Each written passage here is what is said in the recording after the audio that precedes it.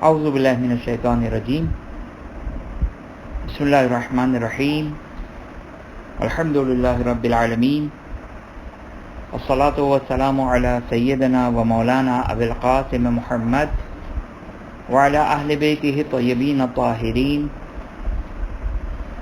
ولعن الدائم علی اعدائهم الى قیام یوم الدین رب اشرح لی صدری ویسر لی امری واحلل عقدۃ من لسانی یفقہوا قولی۔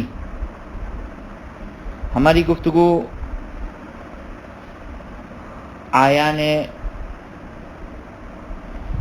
نجسہ میں چل رہی تھی اور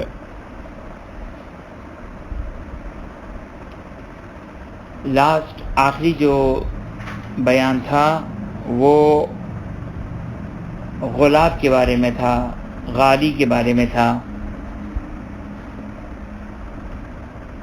جس کو تفصیل کے ساتھ بیان کیا۔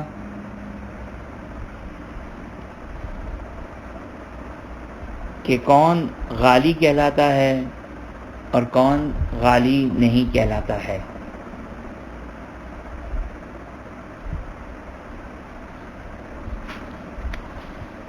توجہ فرمائیں کہ دو قسم کے کافر بیان ہوئے۔ ایک وہ کافر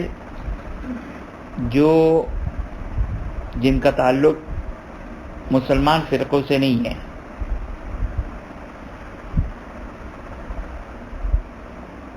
جس کی تشریح بیان کی، ایتھیسٹ ہے، اللہ کو نہیں مانتے، شرک کرتے ہیں، اسلام کے علاوہ کسی اور دین کو انتخاب کرتے ہیں۔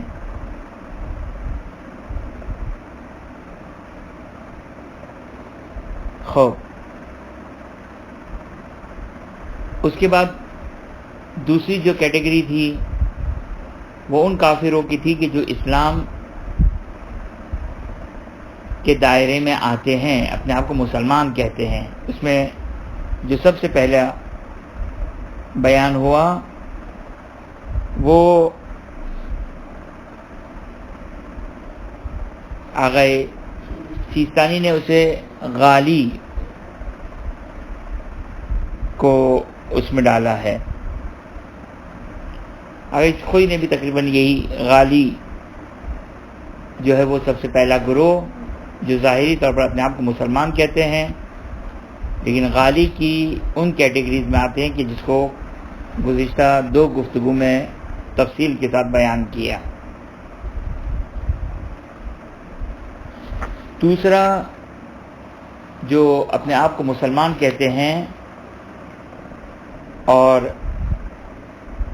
وہ بھی کافر کی بحث میں آتے ہیں، وہ ہے ناصبی۔ خب ناصبی کسے کہتے ہیں؟ ناصبی وہ ہیں کہ جو اہل بیت اطہار علیہ السلام سے اپنی دشمنی کو اظہار کریں، فقط دل میں رکھیں نہیں، اظہار کریں اپنی دشمنی کو۔ اپنی دشمنی کو جو اظہار کرتے ہیں اہل بیت اطہار علیہ السلام۔ دیکھیں بہت سارے ایسے فرقے ہیں کہ جو شیعوں سے دشمنی رکھتے ہیں، وہ کافر نہیں ہیں، وہ ناصبی نہیں ہیں۔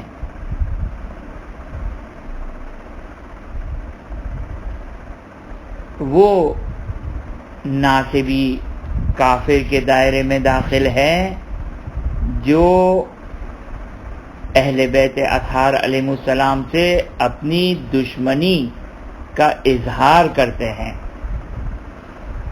اچھا، اس ذیل میں پچھلی گفتگو میں ایک سوال آیا تھا بوہری اور اسماعیلی کے حوالے سے۔ بوہری اور اسماعیلی کے حوالے سے ایک سوال آیا تھا کہ کیا وہ لوگ کافر کے زمرے میں ہے یا کافر کے زمرے میں نہیں ہیں۔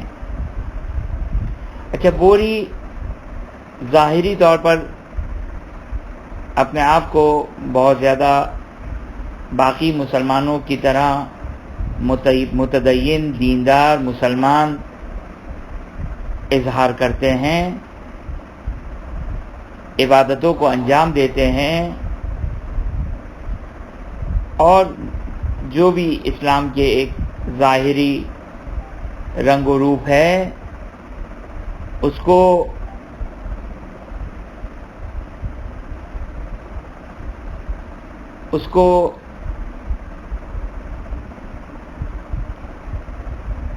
اسلام کے ظاہری احکامات کو مانتے ہیں، لیکن ایک پرابلم جو ان کی طرف نسبت دی جاتی ہے، اب یہ نہیں معلوم کہ آیا ان کے دین کا حصہ ہے۔ اگر دین کا حصہ ہے تو مشکل ہو جائے گی، لیکن اگر دین کا حصہ نہیں ہے، جس طرح ہمارا تشیع کے دین کا حصہ ہے، دشمنان آل محمد علیہ السلام سے براءت دین کا حصہ ہے شیعوں کا۔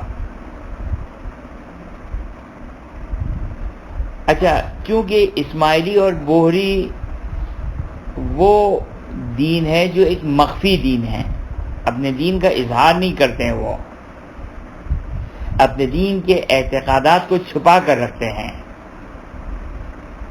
جو اہل بیت اطہار علیہ السلام نے ہم کو حکم دیا تھا تقیے کا، وہ تقیے کو زیادہ فالو کرتے ہیں، اگرچہ ہمارے یہاں زمانہ گزرتے اب وہ زمانہ نہیں ہے کہ تقیہ واجب ہو۔ تقیہ واجب ہے جب انسان کی جان مال اور آبرو کو خوف و خطرہ ہو، لیکن اگر جان مال اور آبرو اور عزت کو اگر خوف و خطرہ نہ ہو تو تقیہ واجب نہیں ہے۔ لیکن بظاہر ایسا لگتا ہے کہ ان دونوں گروہ کا دین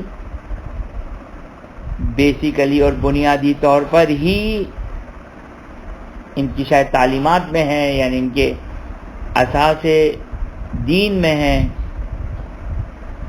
کہ دین کو چھپا کر رکھو۔ اب کیا غرض ہے علی یہ حال، لہذا بوہری ایسا تو کوئی پرابلم نہیں ہے، صرف ایک پرابلم ہے، اور وہ یہ نہیں معلوم کہ آیا ان کے دین کا حصہ ہے یا نہیں ہے۔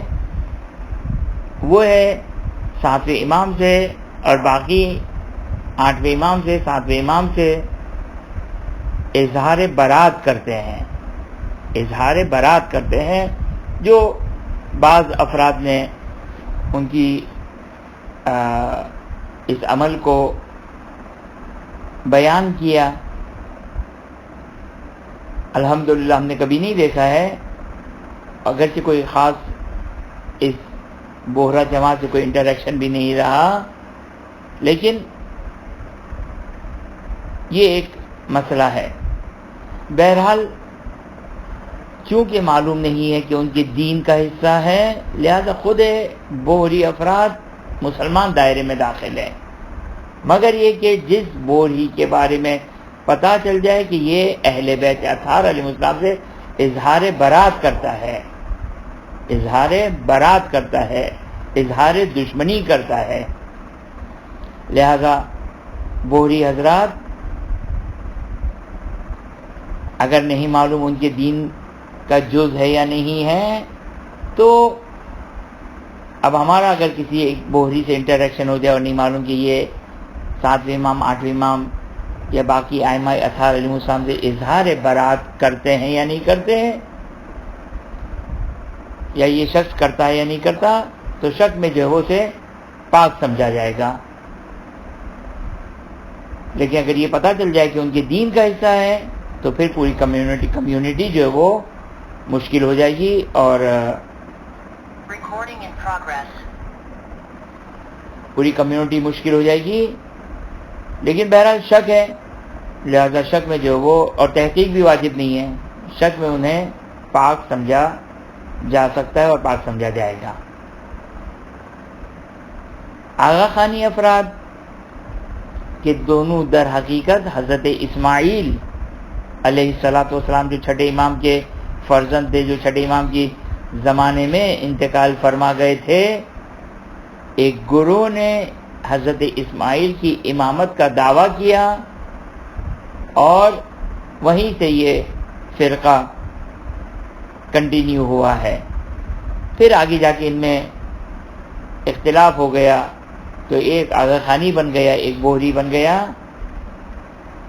آغا خانی میں چونکہ عام طور پر جو مشاہدہ کیا گیا ہے یا جو تھوڑی بہت معلومات ہیں، ویسے تو ظاہر ہے یہ اپنے آپ کو مسلمان کہتے ہیں، اگرچہ ان کا کلچر، ان کا رہن سہن، ان کا اسٹائل سے کوئی چیز اسلام کی کبھی مشاہدہ نہیں ہوتی ہے.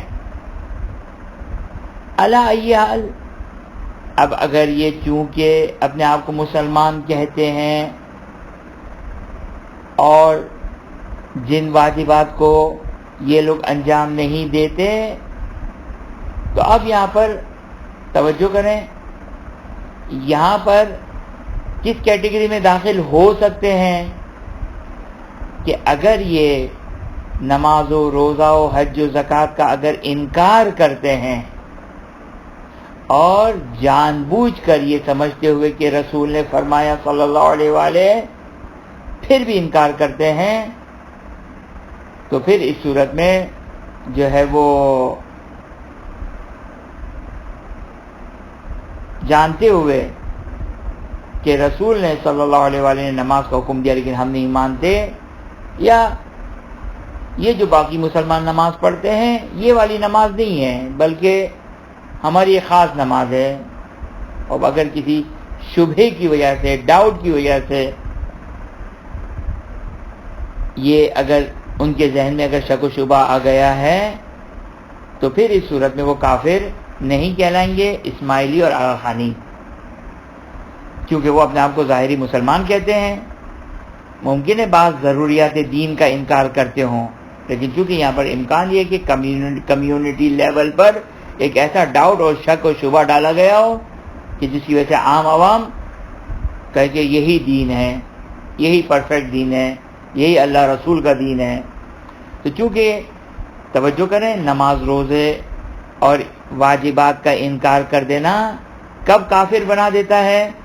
جب انکار رسالت ہو رہا ہو، چاہے پارشلی، کہ پارشلی کو ہم نے بیان کیا، پارشلی انکار رسالت کسے کہتے ہیں؟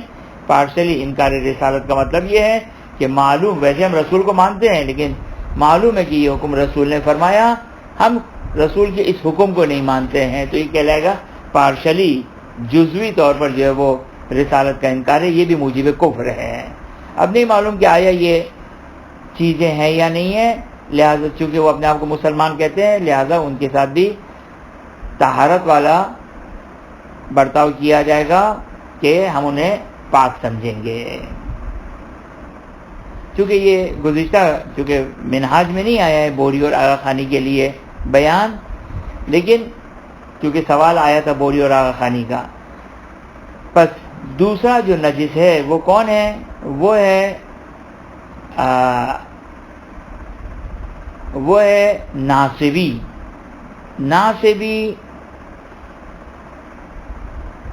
وہ کہ جو اہل بیت اطہار علیہ السلام سے اپنی دشمنی کا اظہار کریں.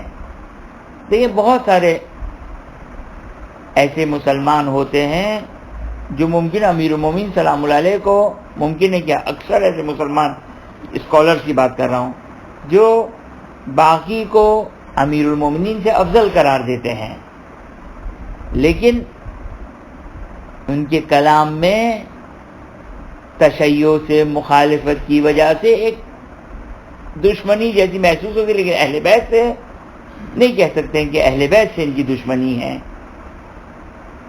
توجہ فرمایا آپ نے. لہذا یہ وہ ناصبی نہیں ہے کہ جو نجاست کے دائرے میں داخل ہو جائیں. بس آگے سلطانی فرماتے ہیں کہ یہ کوئی شک نہیں کہ ناصبی کافر ہیں. اگر کوئی فرماتے ہیں کہ ناصبی کافر ہیں، لہذا ناصبی کے کافر ہونے میں کوئی شک نہیں ہے. تیسری قسم جو مسلمان فرقوں میں کافر کی کیٹیگری میں آتی ہے وہ ہے خارجی. خارجی کسے کہتے ہیں؟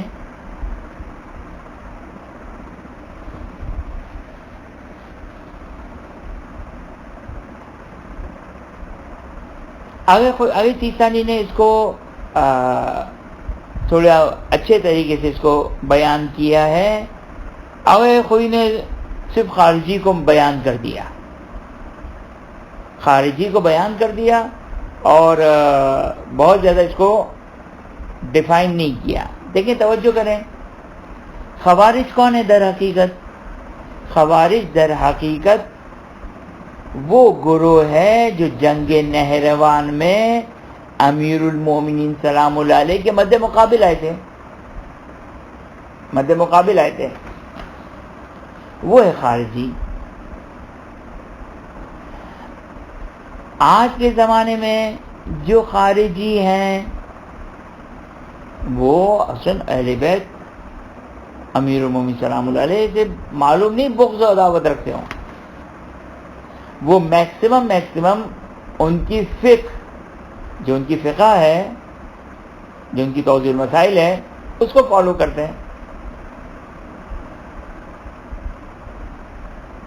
جیسے جہاں پر ہم رہتے ہیں، اب یہ ان کی فقہ پر عمل کرتے ہیں، ان کی شریعت پر عمل کرتے ہیں۔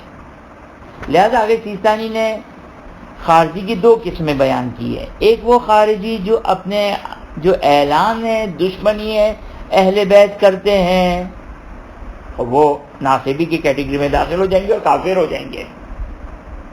لیکن ایک خارجی وہ ہے کہ جو ان کی فقہ پر عمل کرتے ہیں، جو بھی ان کی فقہ ہے، ان کا دین ہے، ان کی شریعت ہے، جو ان کے علماء نے جو فقہ بیان کی ہے، جس کو ہم کہتے ہیں فقہ، جو ان کی فقہ بیان کی ہے، جو ان کے احکام بیان کیے ہیں، اور اس کے فالوورز ہیں، اب یہ کوئی بغض و عداوت نہیں رکھتے ہیں، اور جیسا کہ ہم اپنے اطراف میں دیکھتے ہیں کوئی بغض اہل بیت اطہار الاسلام نہیں ہے۔ لہذا آگے سیستانی نے اس کو اس طریقے سے بیان کیا ہے۔ آگے کوئی نے عروۃ الوثقی میں اس طریقے سے تقسیم کیا ہے، منہاج میں اس کو ڈیٹیل بیان نہیں کی، لیکن وہاں پر عروۃ الوثقی میں اس طریقے سے بیان کیا ہے کہ اگر خارجی ناصبی ہے تو نجس ہے، اگر ناصبی نہیں ہے تو احتیاط واجب کی بنا پر نجس ہے۔ لہذا ہم نے اس مسئلے میں اپنے استاد سے معلوم کیا تھا کہ اگر کوئی جو کہتے ہیں کہ خارجی جو ناصبی نہیں ہیں وہ احتیاط واجب کی بنا پر نجس ہیں، تو پھر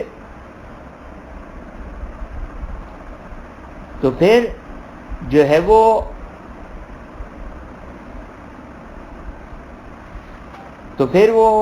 ہمارے لیے تو یہاں پر اٹھنا بیٹھنا مشکل ہو جائے گا۔ تو جو ہم نے استاد سے معلوم کیا، انہوں نے کہا نہیں، یہ خارجی کہ ان کے فقہ والے ہیں، ان کی شریعت والے ہیں، وَإِلَّا خارجی خود لفظ خارج کس کو کہتے ہیں؟ خارج، جیم کے ساتھ خارج، یعنی جس نے امام کے اوپر خروج کیا ہو۔ چونکہ جنگ نہروان میں جنہوں نے امیر المومنین سلام اللہ علیہ کے خلاف خروج کیا، توجہ فرماتے ہیں۔ لہذا آگے کوئی کے بیان میں جو ہم نے ان کا درس خارج بھی دیکھا تھا، تو بیان بہت زیادہ واضح نہیں، جس طریقے سے آگے سیستانی نے نسبتاً بیان ان کا واضح ہے۔ بہرحال ہم نے استاد سے جو معلوم کیا تو انہوں نے بھی بہرحال آخوئی کا تقریباً اسی انداز سے نظر بیان کی جو آگے سیستانی کی نظر ہے۔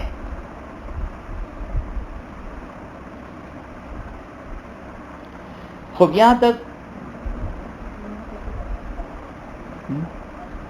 اب آج کے دور میں کیسے پہچانا جائے گا کہ کون خارجی ہے کون خارجی نہیں ہے؟ کیونکہ ان کا اب ایک دین بن چکا ہے، یہ ایک دین کے فالوورز ہیں۔ میں نے کہا نا کہ وہ در حقیقت جو یہ گروہ تھا، انہوں نے اپنے آپ کو مسلمانوں سے ایک الگ اپنا اسٹیٹس بنایا، اپنا دین بنایا۔ اب وہ پھیلتا گیا تو ایک گروہ بن گیا۔ اب ان کی فقہ ہے، ان کی توضیح المسائل ہے، ان کی شریعت ہے، ان کے احکام ہیں، ان کے اعتقادات ممکن ہے بعض مسلمانوں سے مختلف ہوں، تو اب وہ اس امبریلا کے اندر آ گئے، صحیح نا، کہ ہم جہاں رہتے ہیں وہاں پر یہ اباغی کے نام سے مشہور ہے، اباغی، تو یہ در حقیقت اسی فقہ کے فالوورز ہیں، یہ اسی فقہ کے فالوورز ہیں۔ خوب، اس کے بعد فرماتے ہیں کہ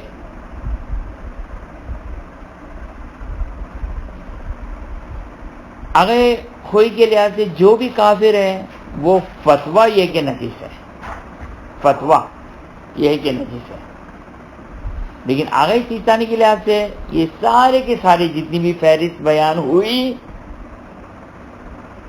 جو پوری فہرست بیان ہوئی، یہ احتیاط واجب کی بنا پر نجس ہے، سارے کے سارے ہیں۔ لہذا ایتھیسٹ بھی، ہندو بھی، اور ظاہر عبارت آغا سیستانی یہ کہ حتیٰ ناصبی بھی، یہ سب کی سب احتیاط واجب کی بنا پر نجس ہے۔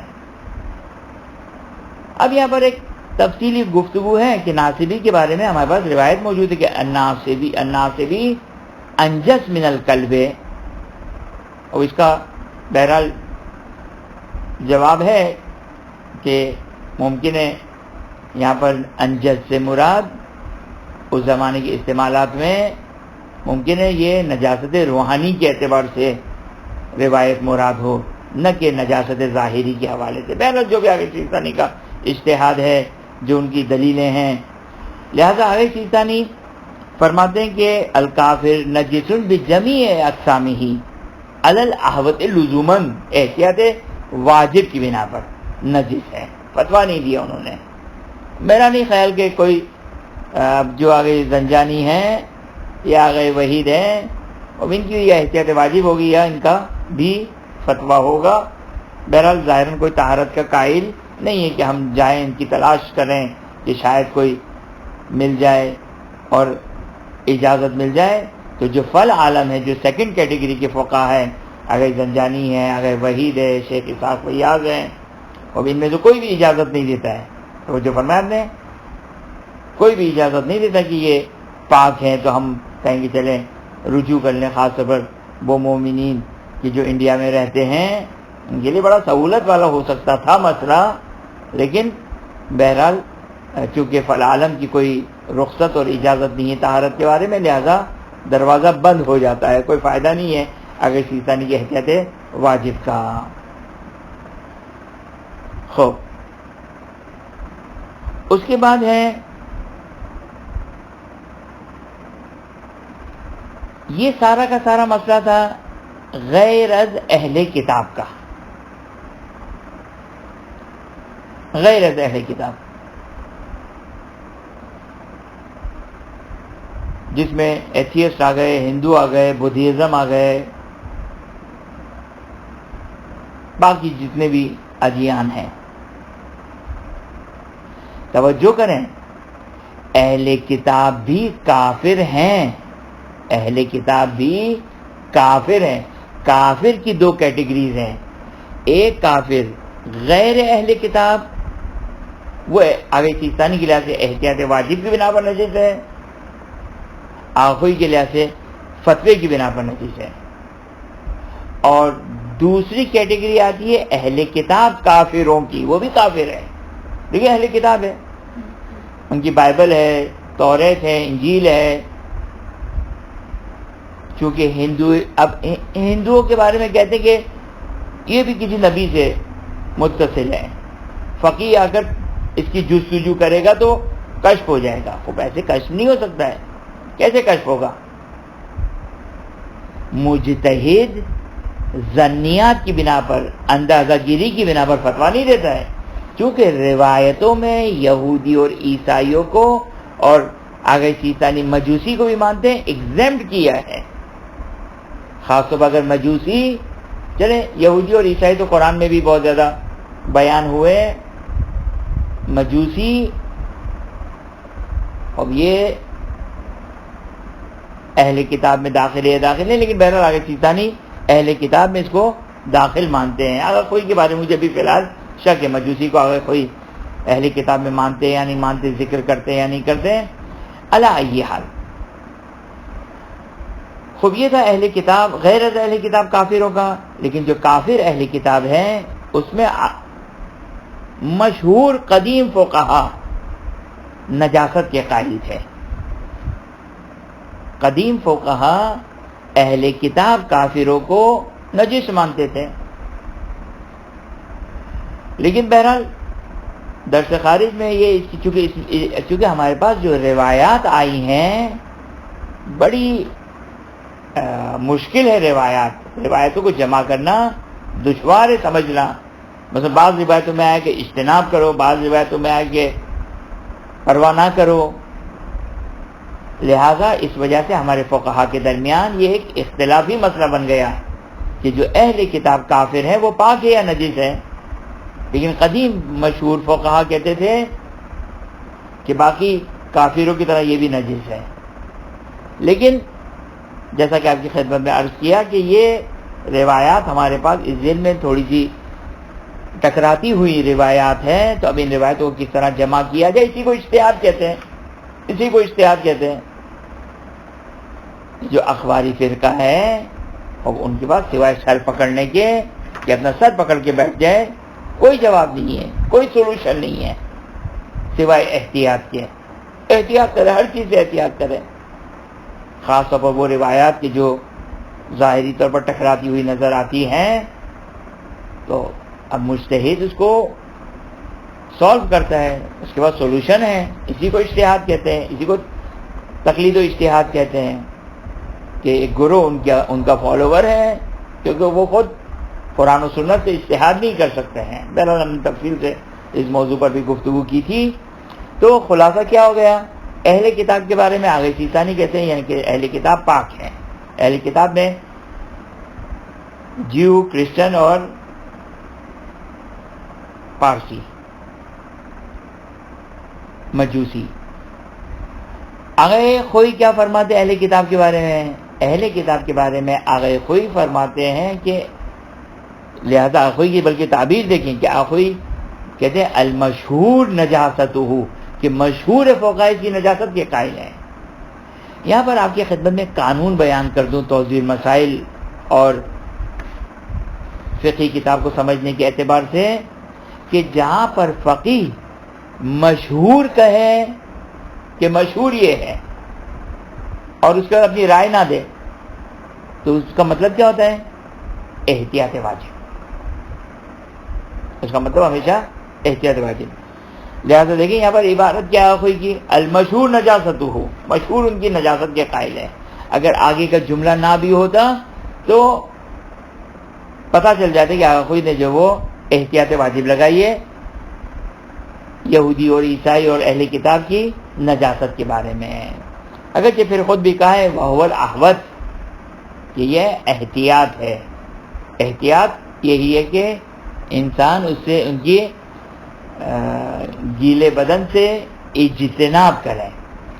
پھر میں ریپیٹ کر دوں, ابھی ہماری گفتگو کافر, لیکن ان کے کافر ہونے میں شک نہیں ہے, ان کے کافر ہونے میں شک نہیں ہے, صحیح نا. صرف ڈیبیٹ اس میں ہے, گفتگو اس میں ہے کہ یہ والی کافر کی کیٹیگری پاک ہے یا نجس, پاک ہے یا نجس. خب آگے سیسا نہیں کہتے کہ پاک ہے, اور کوئی کہتی کہ احتیاط واجب بھی نہ پر نجس ہے, لیکن ہے کافر. کافر کے احکام چلیں گے. کافر کے احکام کیا ہے؟ مثلا جو پہلے بھی ہم نے پڑھا تھا کہ کافر کے قبرستان میں کسی مسلمان کو دفنانا جائز نہیں ہے. اس میں یہ احتیاط واجب تھی, یہ فتویٰ تھا, تو یہ کافر کی کیٹیگری میں داخل ہو جائے گا. یا کافر کا ذبیحہ, اگر کوئی کافر اللہ کا نام لے کر سلوٹر کرے, ذبح کرے, تو حلال نہیں ہوگا, وہ ذبیحہ حلال نہیں ہوگا. وہ پاک ہیں, لیکن پاک ہونے کا مطلب یہ نہیں ہے کہ مسلمان کے دائرے میں داخل ہو جائیں گے. نہیں, کافر کے دائرے میں صرف اور صرف طہارت کی ایک سہولت ملے گی. توجہ فرمایا آپ نے. اچھا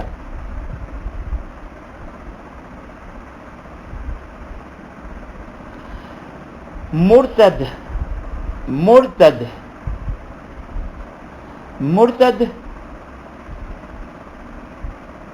جو ہے وہ کس کو کہتے ہیں؟ پہلے تو ہم ڈیفینیشن دیکھیں مرتد کی.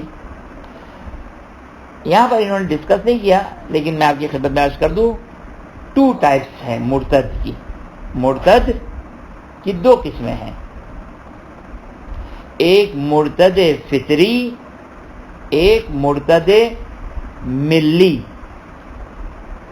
مرتد کس کو کہتے ہیں؟ مرتد کی ڈیفینیشن یہ ہے کہ کوئی اسلام سے مسلمان سے تبدیل ہو کر کافر ہو جائے، اس کو کہتے ہیں مرتد. مسلمان سے کافر ہو گیا، اس کو کہتے ہیں مرتد. مرتد فطری اور مرتد ملی کسے کہتے ہیں؟ مرتد فطری یہ ہے کہ ایک شخص مسلمان گھرانے میں پیدا ہوا، بائی برتھ مسلمان تھا، اور اب بعد میں اپنا دین چینج کر دیا، تبدیل کر دیا. توجہ کیا آپ نے؟ مسلمان تھا، بعد میں کافر ہو گیا، ایتھیسٹ ہو گیا، جیو ہو گیا، کرسچن ہو گیا، لا دین ہو گیا. تو یہ ہو گیا مرتد فطری. مرتد ملی کسے کہتے ہیں؟ مرتد ملی وہ مسلمان جو پہلے کافر تھا، کافر گھرانے میں پیدا ہوا، بعد میں مسلمان ہوا، پھر کافر ہو گیا، اس کو کہتے ہیں مرتد ملی. تو بہرحال علی ای حال دونوں کے فقہی احکامات کچھ ڈفرینٹ ہیں، لیکن ہمارے اس مسئلے میں جو نجاست اور طہارت کا مسئلہ ہے اس میں مرتد ملی اور فطری میں کوئی فرق نہیں ہے. مرتد کے اوپر کیا حکم لگے گا؟ پاک ہے یا نجس؟ اور سیستانی کہتے ہیں کہ دیکھنا پڑے گا کہ کس دین میں گیا ہے. وہ اگر اہل کتاب بن گیا، یہودی بن گیا، عیسائی بن گیا تو خود پاک ہے، اگر خوئی کے لحاظ سے احتیاط واجب کی نہ نجس ہے. اور وہ اگر ایتھیسٹ ہو گیا یا اللہ رسول کا منکر ہو گیا، رسول کا منکر ہو گیا، قیامت کا منکر ہو گیا، وہ نجس ہو جائے گا. تو اگر سیستانی فرماتے کہ یہ دیکھنا پڑے گا مرتد کس کیٹیگری میں جا کر اپنے آپ کو ڈالتا ہے. تو مرتد کا مطلب کیا کہ اسلام کے دائرے سے خارج ہو گیا. وہ خارج ہو کر کہاں گیا؟ ناصبی بنا، خارجی بنا، ایتھیسٹ بنا، جیو بنا، کرسچن بنا، کس میں گیا؟ اور یہ دیکھنا پڑے گا. جس میں گیا اس کے حساب سے احکام چلے گا. لہٰذا اگر وہ اہل کتاب ہے تو آگے سیستانی کے لحاظ سے پاک ہے، آخری کے لحاظ سے احتیاط واجب بنا پر نجس ہے. اگر ایتھیسٹ ہو گیا، اللہ رسول کا منکر ہو گیا تو آگے سیستانی کے لحاظ سے احتیاط واجب کی بنا پر نجس ہو جائے گا، اور آخری کے لحاظ سے فتوے کی بنا پر نجس ہو جائے گا.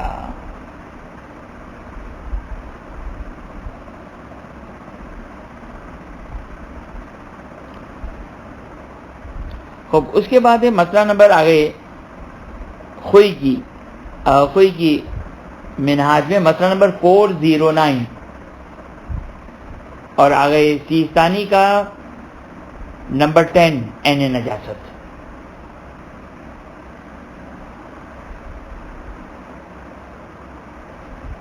آگے سیستانی 10ویں نمبر پہ عین نجاست کو بیان کرتے ہیں، اور آگے خوئی اس کو جو ہے وہ مسئلہ نمبر 409 میں ڈسکس کرتے ہیں. 409 میں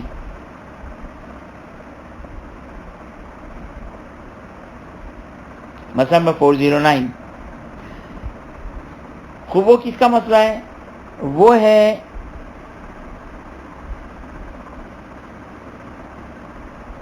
وہ اونٹ کیمل، وہ اونٹ یا وہ جانور جو حیوان جلال کہلاتے ہیں.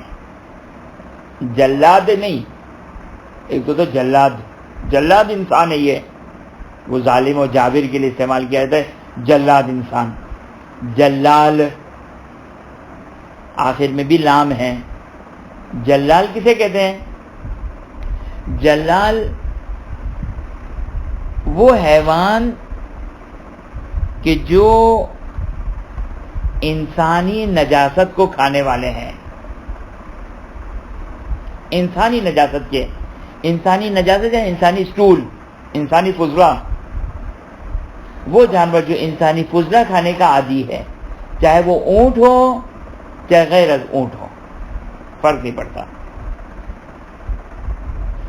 گفتگو ہے کہ آیا اس کا پسینہ حلال ہے یا پسینہ پاک ہے یا پسینہ پاک نہیں ہے. یہ گفتگو ہے. اس کا پسینہ صرف پسینے کی بات ہے، خود پاک جانور ہے.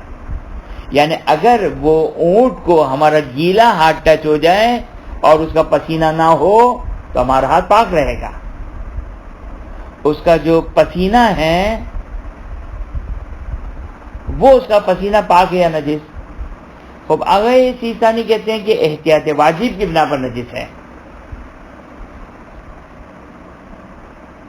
ہر وہ حیوان جو انسان کی غلاظت کا کھانے کا عادی ہو، اس کا پسینہ احتیاط واجب کی بنا پر نجس ہے. لیکن اگر کوئی فرماتے کہ نہیں پاک ہے، صرف ایک جگہ پرابلم آئے گی. وہ کہاں پرابلم آئے گی؟ کہ اگر اس کا پسینہ میرے لباس پہ لگا ہو، یہ میرا لباس، پسینہ یہاں پر لگا، اگر خشک ہو گیا اور اس کے ذرات ختم ہو گئے تو کوئی پرابلم نہیں ہے. لیکن پسینہ یہاں پہ لگا، میرا لباس پاک ہے، میرا لباس پاک ہے، لیکن میرے لباس پہ لگا ہے اور میں اسی حالت میں نماز پڑھنے چلا جاؤں تو اگر کوئی فرماتے کہ جائز نہیں، اس حالت میں نماز صحیح نہیں ہوگی، لیکن پاک ہے.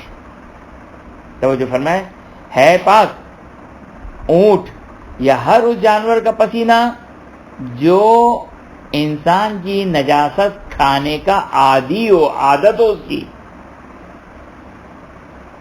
اس کو کہتے ہیں جلال یا جلالہ. تو ایسے اونٹ یا ایسے حیوان کا پسینہ اگر سیستانی کہتے کہ احتیاط واجب کی بنا پر نجس ہے، لہذا اگر خشک بھی ہو گیا تو آگے سیستانی کہتے ہیں کہ احتیاط واجب کی بنا پر نماز نہیں پڑھ سکتے اس میں. لیکن آپ کوئی کہتے ہیں کہ نہیں پاک ہے لیکن اس میں نماز جائز نہیں ہے. اب اس کے بعد یہ مسئلہ جو ہے وہ 409 آگے سیستانی کی منہاج الصالحین اور آگے خوئی کا مسئلہ نمبر 408. وہ مسئلہ آتا ہے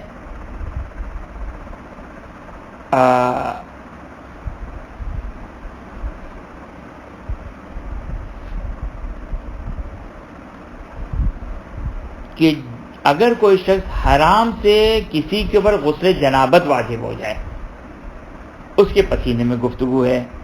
اب مجھے نہیں معلوم کہ آیا یہ مسئلہ اتنا زیادہ پیش آنے والا ہے یا نہیں ہے. ممکن ہے نئی جوان نسلوں کے لیے یہ خدا نخواستہ اگر کوئی اس مرض میں گرفتار ہو تو بہرحال، لیکن چونکہ بہرحال پاک ہے، صرف نجاست کا مسئلہ، صرف نماز کا مسئلہ آتا ہے، لہذا ہم اس مسئلے کو چھوڑ دیتے ہیں. مسئلہ نمبر 409 آگے سیستانی کی منہاج میں، 408 آگے خوئی کی منہاج میں. یہاں تک آیان نجاست کی گفتگو کمپلیٹ ہوئی. دوسرا چیپٹر ہے کہ نجاست کس طرح ٹرانسفر ہوتی ہے. نجاست کس طرح ٹرانسفر ہوتی ہے یہ انشاءاللہ اگلی جو ہماری انشاءاللہ کلاس ہوگی وہاں اس میں ہم کنٹینیو کریں گے. 410 اگلی دفعہ ہم 410 410 مسئلہ نمبر پڑھیں گے کہ نجاست کس طرح ٹرانسفر ہوتی ہے. یہ ہاتھ میرا نجس ہے، یہ کافر کا ہاتھ ہے، یہ کتا ہے، مثلا خدا نہ خاصا مثال دے رہا ہوں، یہ میرا ہاتھ ہے، یہ ٹچ ہوا، کیا نجس ہو گیا؟ یعنی کچھ شرط و شرائط ہے تو وہ انشاءاللہ آنے والی گفتگو میں اس کو انشاءاللہ کنٹینیو کریں گے. وآخر دعوانا ان الحمدللہ رب العالمین وصلی اللہ علی محمد وآلہ الطیبین الطاہرین. علیکم السلام. میں یہ پوچھنا چاہ رہا تھا کہ یہ نجاست جو ہے، اور اگر نجاست ہے یہ تو آپ نے پسینے اس کا خشک اور تر کا ہے، لیکن ان کے یہاں کا کھانا پینا یا آپ جائے یا وہ کوئی بھیجے کچھ چیز جی بنائی جی کے ہاتھ کی اور دیکھیں جی یہ مسئلہ جو ہے وہ جو آپ کا سوال ہے وہ انشاءاللہ اس کی میں وضاحت کرنے والا تھا انشاءاللہ جب مسئلہ نمبر 417 میں اس مسئلے کو وضاحت سے بیان کریں گے، لیکن ان شارٹ اتنا بیان کر دیں کہ ان کے گھر کا ذبیحہ جائز نہیں ہوگا۔